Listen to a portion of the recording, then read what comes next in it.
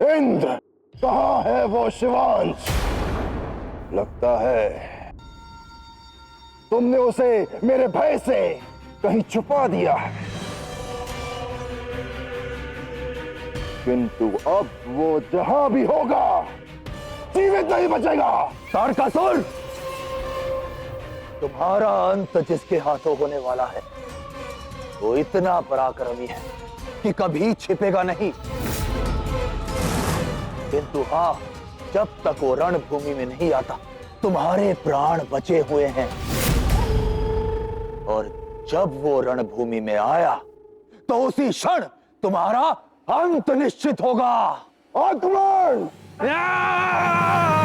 आक्रमण!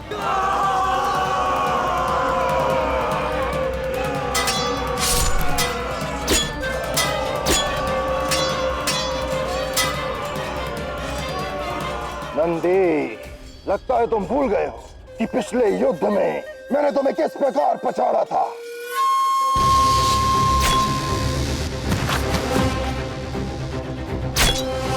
उस दिन यदि मैं अपनी माता के वचन से बाध्य नहीं होता तो वो तुम्हारा अंतिम दिन होता, किंतु आज मैं युद्ध के लिए सज्ज हूं।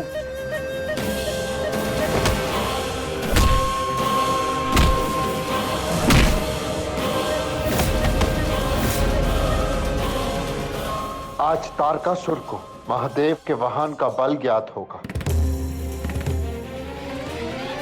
नंदी, तुम क्या, तुम्हारे महादेव और पार्वती भी मेरा कुछ नहीं बिगाड़ सकते। आज कार्तिकेय का अंत होगा।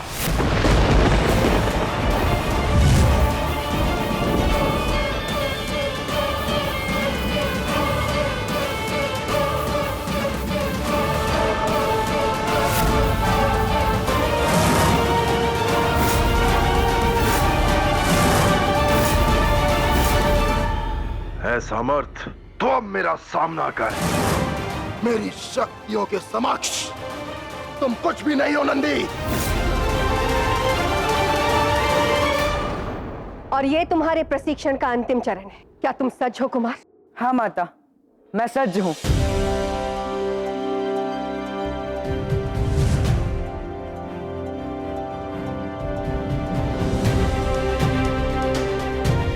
तुम्हें अपना युद्ध अब इस शस्त्र से लड़ना होगा। माता, ये तो केवल एक साधारण लकड़ी है और मैं इसे कैसे शस्त्र के रूप में प्रयोग कर सकता हूँ? आप तो जानती है कि तारकासुर के पास तो अनेकों अस्त्र है। एक सच्चा योद्धा केवल अपने अस्त्र और शस्त्र से नहीं खेलता, अपितु अपने मस्तिष्क से खेलता है। युद्ध की रणनीति ही युद्ध में विजय निर्धारित करती है।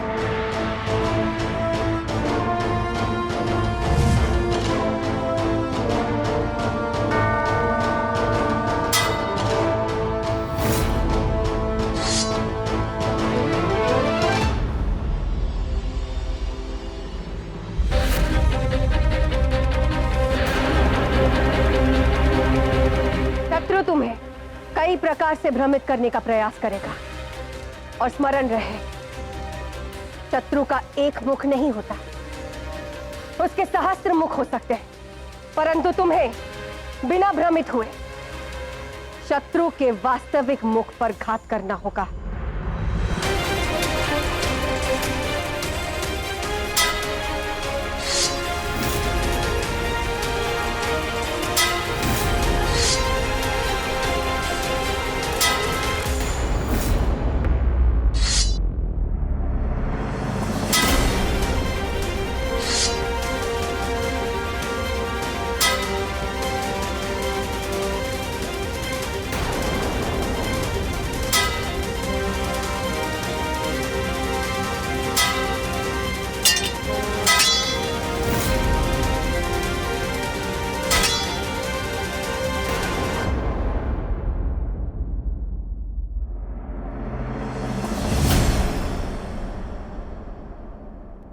बहुत अच्छे पुत्र, तुम हर चरण में उत्तीर्ण हुए हो, और अब जाकर तुम्हारा प्रशिक्षण पूर्ण हुआ।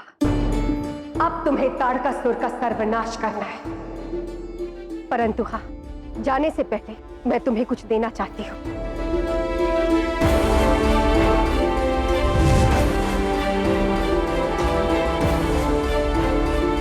हर योद्धा के पास उसका एक शस्त्र होता है और आज से ये वेल तुम्हारा शस्त्र होगा पुत्र।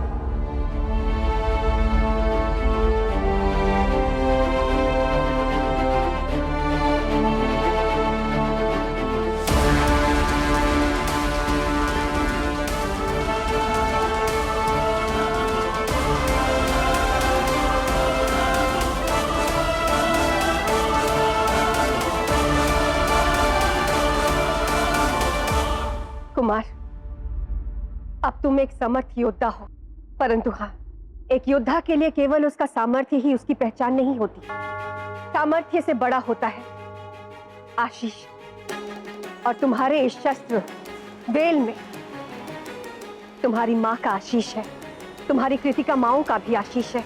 और इसीलिए तुम रणभूमि में अकेले नहीं हो पुत्र, हम सब तुम्हारे साथ हैं। और अब वो क्षण आ गया है जहां तुम्हें रणभूमि के लिए प्रस्थान करना पड़ेगा और जहां तुम्हें शारीरिक बल के साथ साथ अपने मानसिक बल का भी प्रयोग करना होगा। अपने बाहुबल के साथ तुम्हें तुम्हारा मानसिक बल विजय अवश्य बनाएगा पुत्र। विजय भवा।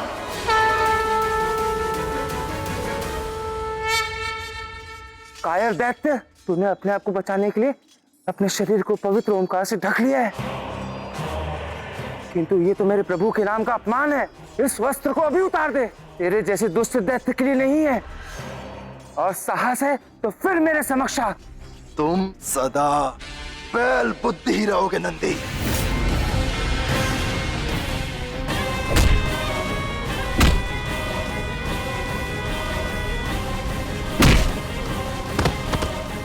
तारकासुर को इस छल का दंड मैं दूंगा।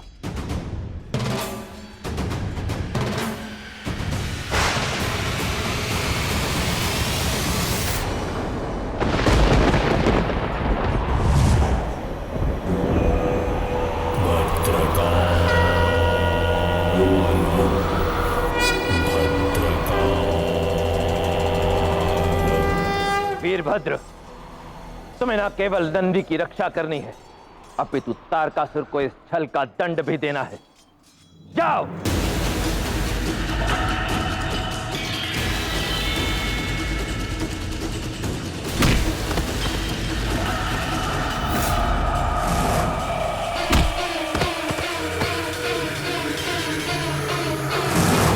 देखा नंदी, ये पुरस्कार है महादेव और पार्वती की आराधना करने का। पिछली बार तुम देवी पार्वती के वचन के कारण और इस बार महादेव के नाम के कारण प्रहार नहीं कर सकते। आज पुनः तुम अपनी अंध भक्ति के कारण मारे जाओगे।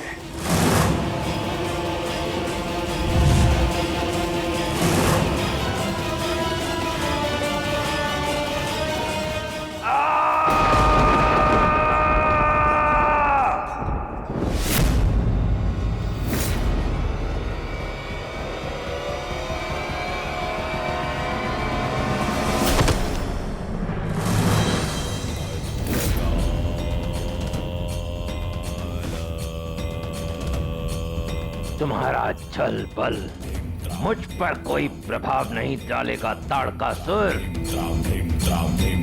वीरभद्र भद्र वीरभद्र भद्र काल लोचनम पिशाच भूतनायकम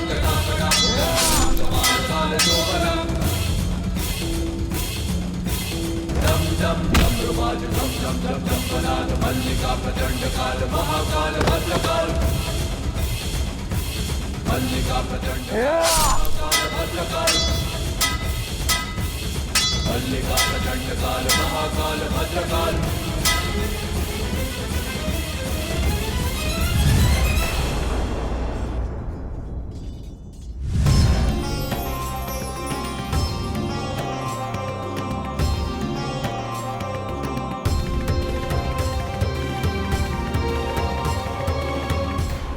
मुझे मुक्त कीजिए देवी। ताड़कासुर को उसके पापों का दंड मिलना ही चाहिए। हाँ वीरभद्र, अवश्य तारकासुर को अपने दुष्कर्म का दंड मिलेगा। किंतु यदि आप तारकासुर से युद्ध करते रहे तो आप तारकासुर का अंत निश्चय कर देंगे। इसीलिए मैंने आपको रोका। तारकासुर का अंत यदि होगा तो केवल शिवांश के हाथों।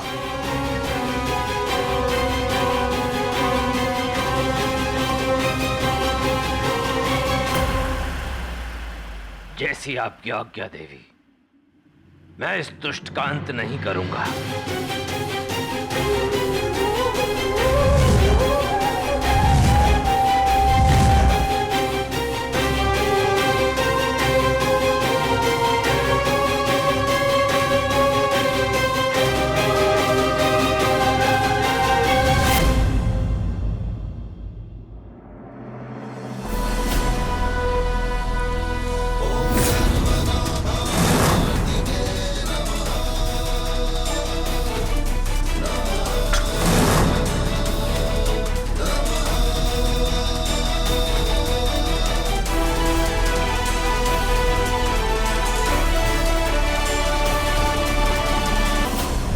नाम बड़े किंतु दर्शन छोटे। तुम्हें तो मैं अपने पैर के एक प्रहार से ही कुचल दूंगा। तुम्हारी शक्तियों पर अहंकार है ना तुम्हें, किंतु तुम्हारी इन्हीं शक्तियों का मेरी माता ने निडरता से सामना किया है। मेरी माँ ने तुमसे लड़ने के लिए प्रशिक्षण तो दे ही दिया है, और हाँ, मेरे साथ मेरी वीर माता का आशीर्वाद भी है। इसीलिए मुझे पूर्ण विश्वास है कि इस युद्ध में विजय मेरी ही होगी।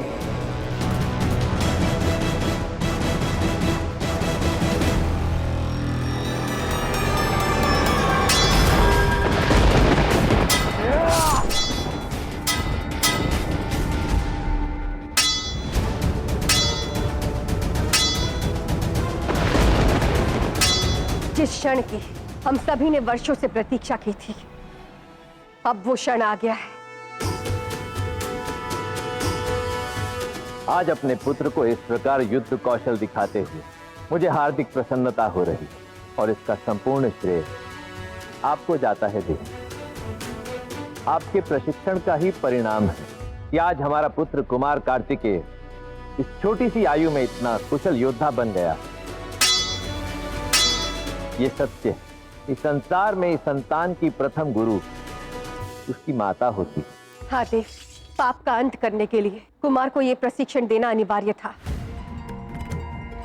क्योंकि युद्ध हमेशा विनाशकारी होता है, और इसीलिए मैं कुमार को शस्त्रों से दूर रखना चाहती थी, क्योंकि इस युद्ध में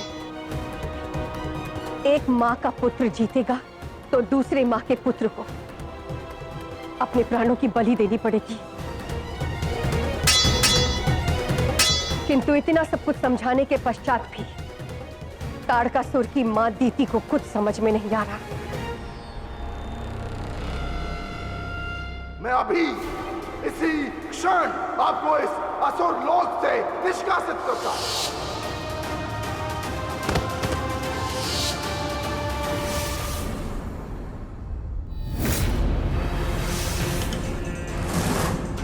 अच्छा, देवताओं की माता अदिति, तुम यहाँ क्या कर रही हो? मुझे तो बहुत पहले तुम्हारे पास आ जाना चाहिए था दीदी। मैं देवी से तुम्हारे लिए बात करूंगी, उनसे कहूंगी कि स्वर्ग का राज तुम्हारे पुत्रों को दे दे, मुझे कोई आपत्ति नहीं है। किंतु देवासुर संग्राम का अंत अब होना होगा। अच्छा, तो आज इतने वर्षों पश्चात तुम्हें समझ में आया कि मेरे पुत्र स्वर्ग के सिंहासन के योग्य हैं? देवों और असुरों के युद्ध से तुम्हें कोई प्रभाव नहीं पड़ता अदिति, क्योंकि ये युद्ध तो कई वर्षों से चला आ रहा है। फिर कहीं कोई और भय तो नहीं जिसके कारण तुम यहाँ आकर मुझसे ये सब कह रही हो? समझने का प्रयत्न करो दीदी। अब तक जो भी कुछ हुआ हमारी संतानों के बीच था, किंतु अब देवी पुत्र कार्तिकेय को देवों की ओर से असुरों से युद्ध करना पड़ रहा है दीदी। हाँ, तो कार्तिकेय का अंत निश्चित है। नहीं दीदी नहीं, जिस देवी के आशीर्वाद से हमें मातृत्व प्राप्त हुआ, उसी देवी की संतान के लिए हम इतना अनिष्ट नहीं सोच सकते दीदी। हमें अपने पुत्रों को समझाना होगा दीदी कि वो ये युद्ध ना करें। दीदी, मैं नहीं चाहती कि तुम्हारे पुत्र शिवांश पर प्रहार करें, ये पाप है। और फिर देवी के पुत्र में अपार शक्तियां हैं दीदी, जिन्हें स्वयं देवी ने दीक्षित किया है। वो तुम्हारे पुत्रों का नाश भी कर सकते हैं। मेरी बात मान जाओ दीदी, मैं अभी जाके देवी से याचना करूंगी कि ये युद्ध यहीं रुक जाए। नहीं चाहिए, नहीं चाहिए तुम्हारी ये भिक्षा। मैं स्वर्ग को अपने बल पर जीतूंगी।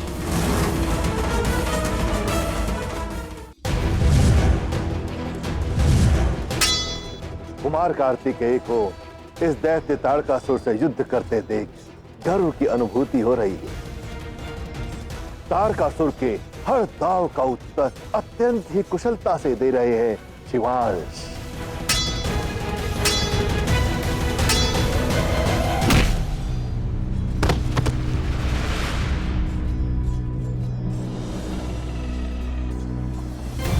तारकासुर, उठाओ अपना शस्त्र। मैं निशस्त्र पर प्रहार नहीं करूंगा।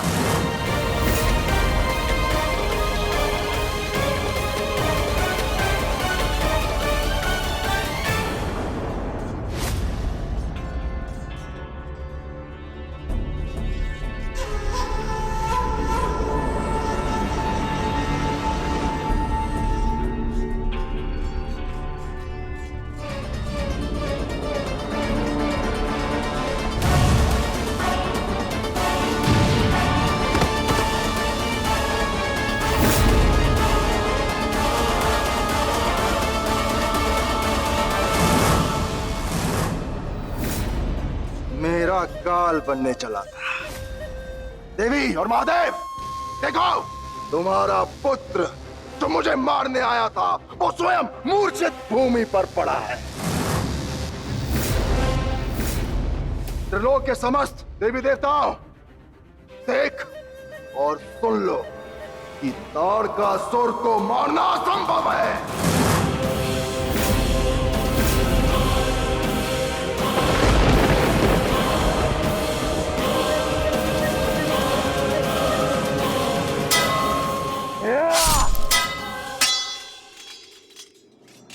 उठो कार्तिकेय, तुम परास्त नहीं हो सकते।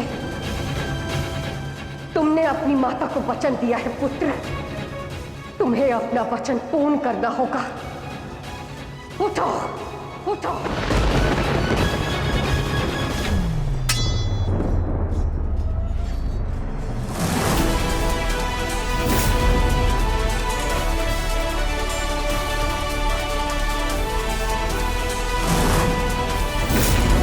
छल से युद्ध करना तुम्हारा कौशल है तारकासुर, लेकिन अब मेरा भी वचन है कि मैं तुम्हारा अंत करके ही रहूंगा।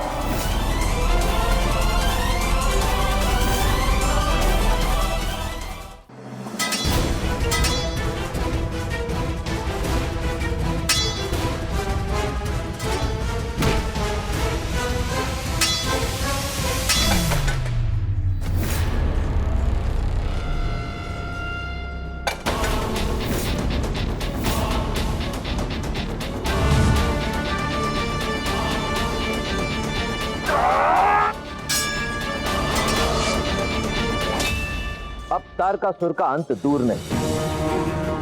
कुमार कार्तिकेय के निरंतर प्रहार अब तारकासुर के वध के साथ ही रुकेंगे। और दीदी का क्या महादेव?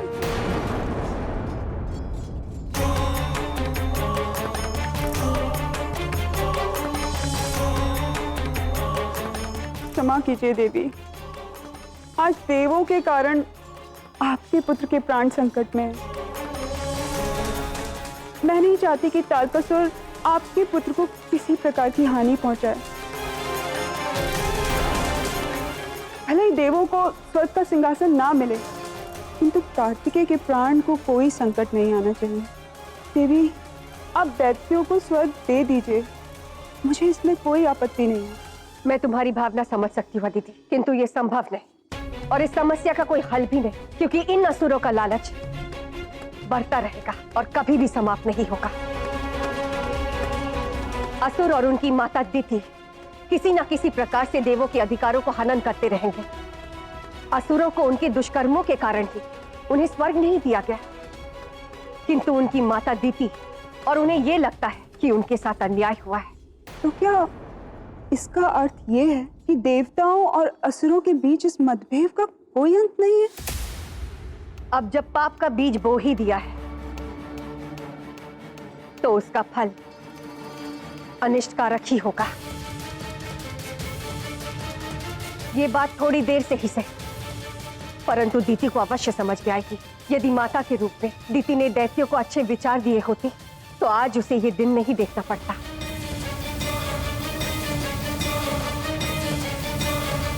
अब तारकासुर की मृत्यु निकट है और निश्चित भी।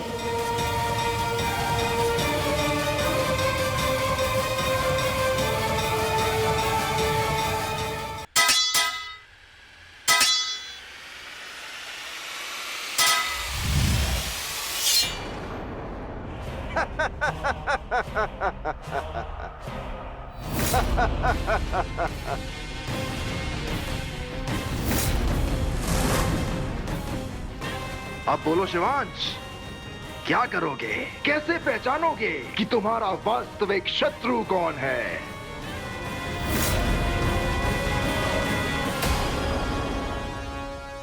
शत्रु का एक मुख नहीं होता, उसके सहस्त्र मुख हो सकते हैं, परंतु तुम्हें बिना भ्रमित हुए शत्रु के वास्तविक मुख पर घात करना होगा। तो माता, ये आपको पता था कि तारकासुर मुझसे इस प्रकार के छल करेगा? अवश्य इसीलिए ही आपने जो शस्त्र मुझे दिए वो इस समय पर मेरे उपयोग में आएंगे। आओ तारकासुर आओ, मैं सच हूं तुम लोगों के प्रहार के लिए।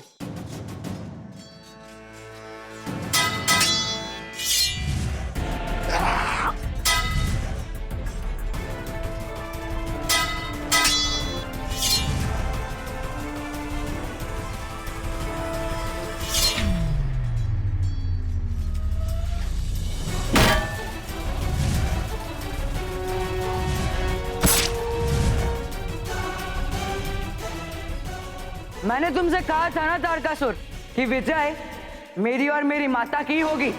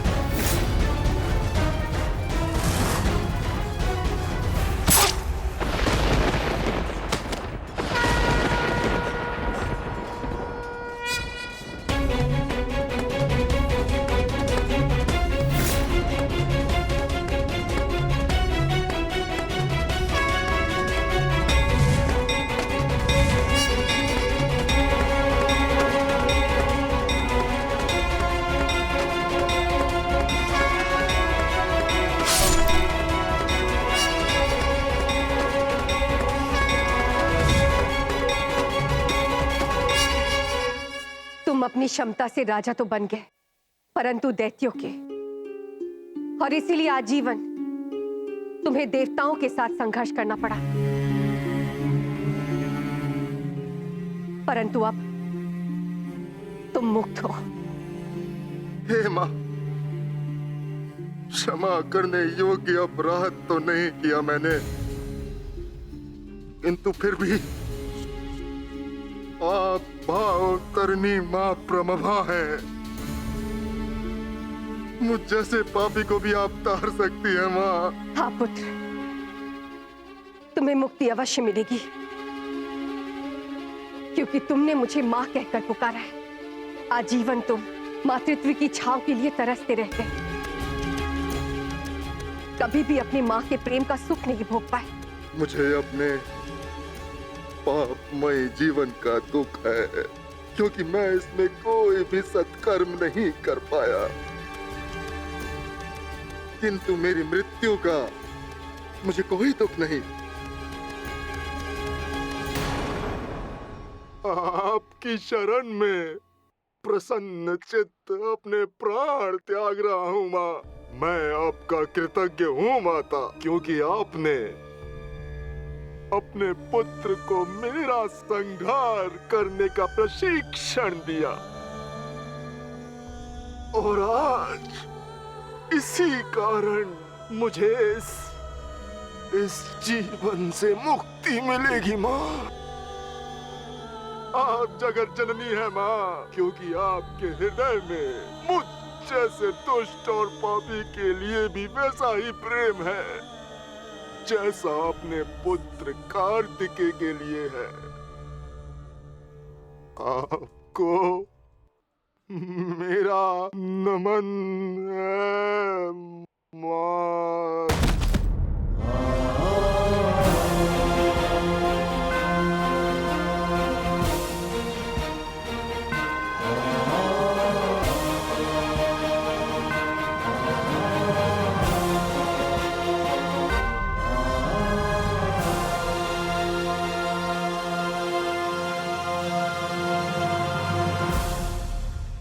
तारकासुर के अंत के साथ ही यह संघर्ष समाप्त हुआ।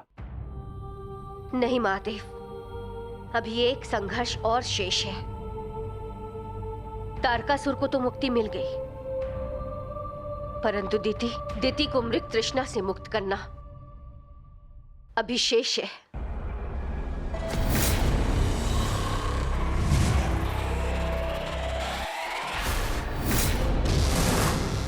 यदि तुम यहाँ ये बताने आई हो कि मेरे पुत्र तारकासुर का अंत हो गया है, तो तुम ये बात जान लो कि मैं इस बात से तनिक भी विचलित नहीं हूँ। किंतु मैं तुम्हें बता दूं कि मैं तारकासुर के समान ही मैं एक नए दैत्य को उत्पन्न करूंगी, जो मेरी इच्छा अनुसार स्वर्ग को जीत कर ही रहेगा। तुम अभी विजयी नहीं हुई हो देवी, तुम तो त्रिकालदर्शी हो ना। तुम तो ये बात अच्छी तरह से जानती होगी कि इस बार विजय मेरी ही होगी। हाँ, मैं त्रिकाल की ज्ञाता हूँ, भविष्य का ज्ञान है मुझे, और अब समय आ गया है कि तुम भी त्रिकाल को देखकर अपने भविष्य को देखो।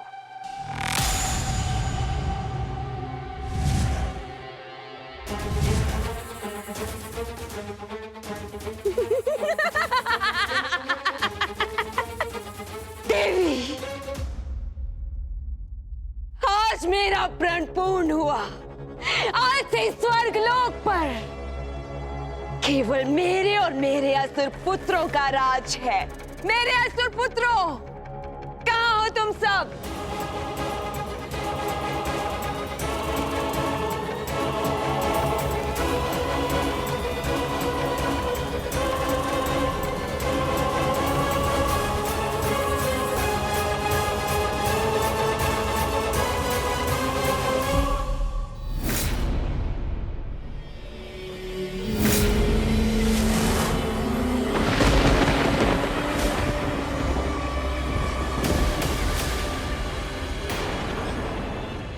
इस युद्ध में देवताओं के साथ असुरों का भी नाश हो चुका है।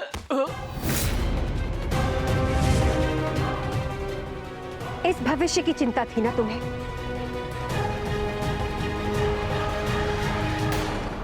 दिति, तुमने आजीवन स्वर्ग के मोह में ही अपना जीवन व्यर्थ कर दिया। तुम्हें सदैव यही लगता था कि तुम्हारे साथ अन्याय हुआ है, और इसी दुख और आक्रोश में आकर तुमने अपना सब कुछ खो दिया। दिति, क्या वो स्वर्ग तुम्हारे लिए अब भी इतना आवश्यक है? तुम यज्ञ करके एक और दैत्य तो उत्पन्न कर लोगी, परंतु उसका परिणाम क्या होगा दिति? एक और देवासुर संग्राम। एक बार प्रेम से जी कर देखो दीदी, स्वर्ग का हर सुख तुम्हें छोटा दिखाई पड़ेगा। बाकी तुम्हारी इच्छा।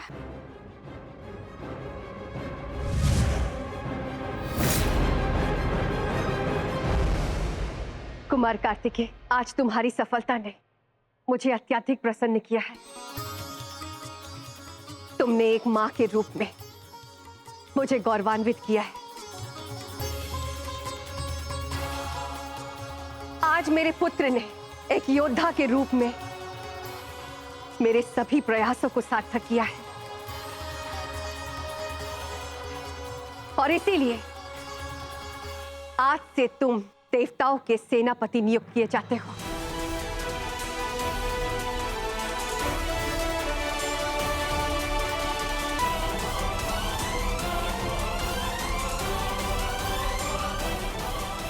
पुत्र, तुम्हारे लिए एक और सुखद संदेश है। कोई है जो तुमसे मिलने आया है।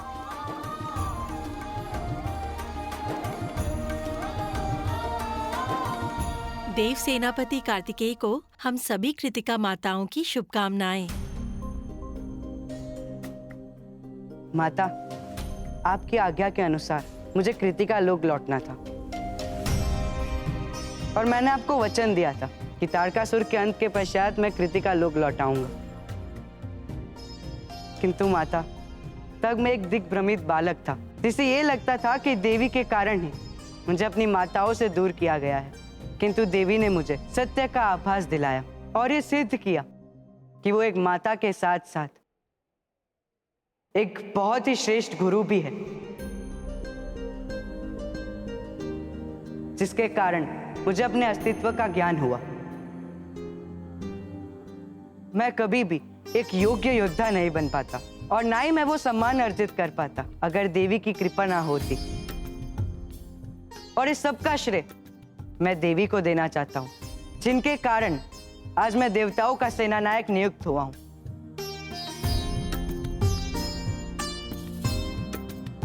अब आपकी आज्ञा हो तो क्या मैं कैलाश में रहकर अपने कार्य का निर्वहन कर सकता हूं? अवश्य पुत्र, देवी का आदेश सर्वोपरि है,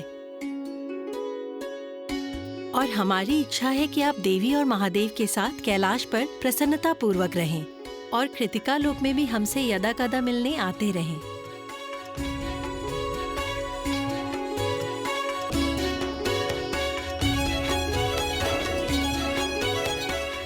हे देवी माँ, मैं आपका आभारी हूँ, और मैं अपने प्रेम को व्यक्त करने के लिए आपकी पूजा अर्चना करना चाहता हूँ। आज्ञा दे देवी। अवश्य, शुभ कार्य में विलंब कैसा। नंदी, तीनों लोकों में घोषणा करवा दो कि कैलाश पर देवी का महापूजन होगा, और इस अवसर पर सभी भक्त जन देवी की पूजा के लिए कैलाश आ सकें, इसलिए कैलाश के द्वार सभी के लिए खोल दिए जाएं।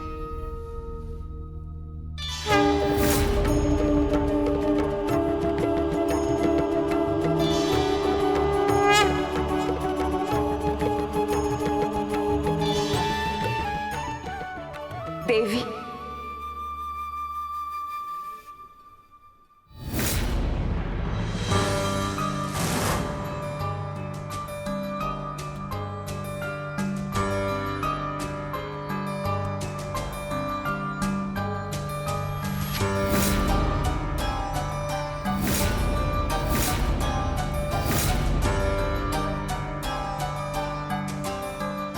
देवी, तीनों लोकों को देवी के पूजन का आमंत्रण मिला है, किंतु मैं स्वयं ही यहाँ चली आई क्योंकि मैं भी देवी का पूजन करना चाहती हूँ।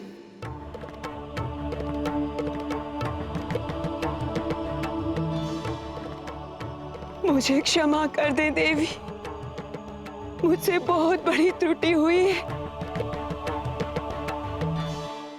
स्वर्ग के मोह में अंधी हो गई थी मैं।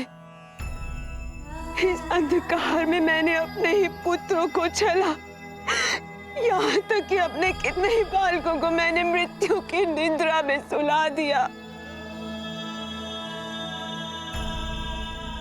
किंतु मैं नहीं जानती थी कि मेरी इस मूर्खता का इतना भयानक अंत होगा। नहीं देवी, मैं अपने पुत्र का अंत नहीं देख सकती देवी। मुझे नहीं चाहिए ऐसा स्वर्ग जिसका मूल्य मुझे अपने पुत्रों की मृत्यु से देना पड़े। मुझे क्षमा कर दे देवी।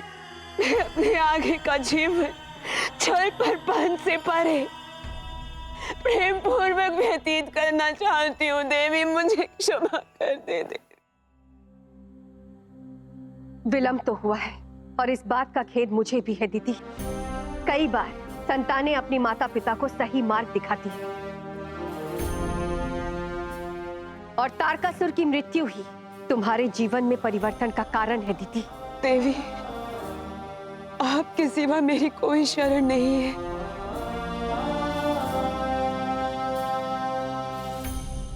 मेरे असुर पुत्र नहीं चाहते कि मैं उनके साथ रहूं।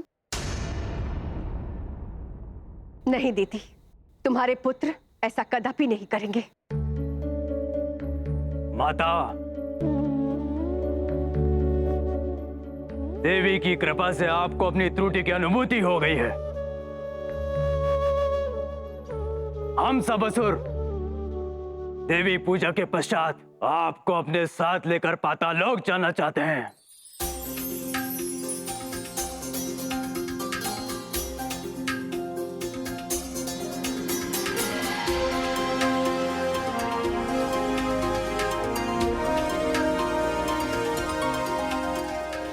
देवराज इंद्र, मैं चाहती हूँ कि मेरे साथ मेरे असुर पुत्र भी देवी के पूजन में सम्मिलित हो।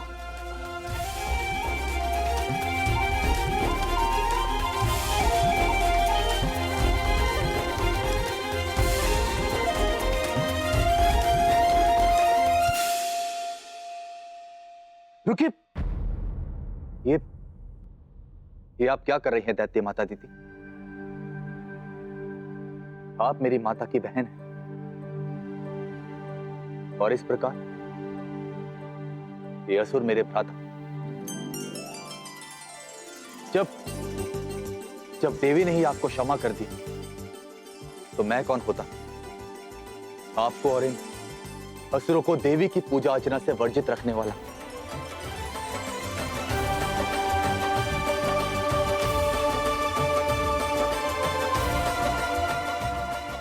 कैलाश पर भक्तों का आगमन प्रारंभ हो चुका है। अब हमें देवी की पूजा अर्चना आरंभ करनी चाहिए।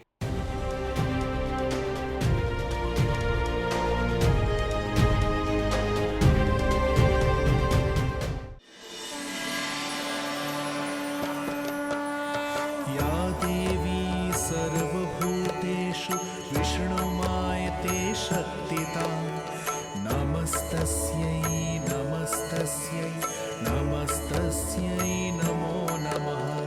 या देवी सर्वभूतेषु विष्णुमायते शक्तिता नमस्तस्यै नमस्तस्यै नमस्तस्यै नमो नमः।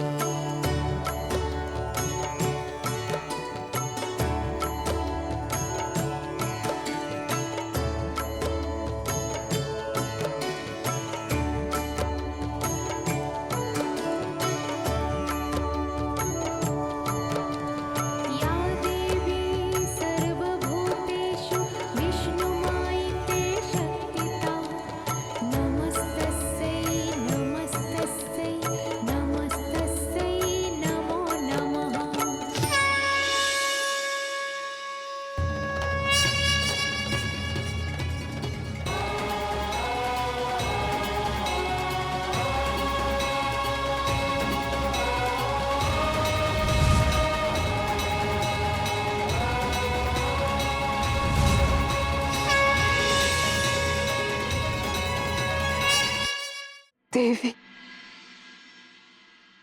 मैंने अपना सारा जीवन स्वर्ग को प्राप्त करने की मरीचिका में व्यर्थ कर दिया, किंतु आज मुझे आभास हो रहा है कि वास्तविक स्वर्ग और हर सृष्टि का परम सुख और संतोष तो आपके चरणों में है। देवी, अपने भव्य स्वरूप में दर्शन देकर अपने भक्तों को कृतार्थ करें।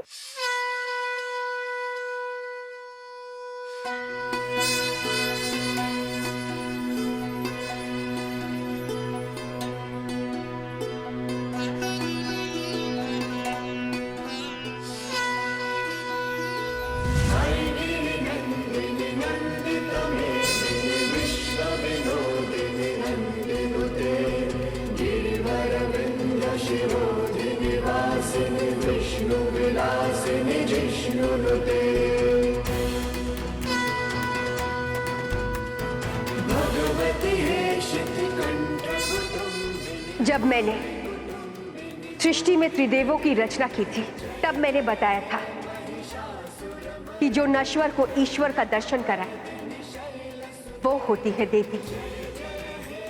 देवताओं की शक्ति होती है देवी, क्योंकि शक्ति प्रकृति है।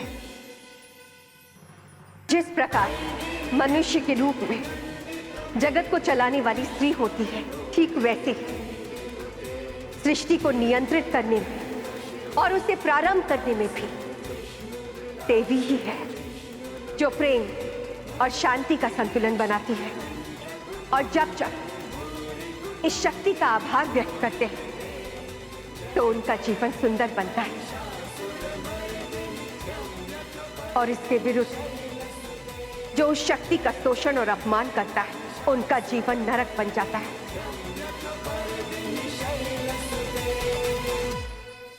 तो चयन कीजिए, आपको अपने जीवन में क्या चाहिए? सुख या दुख?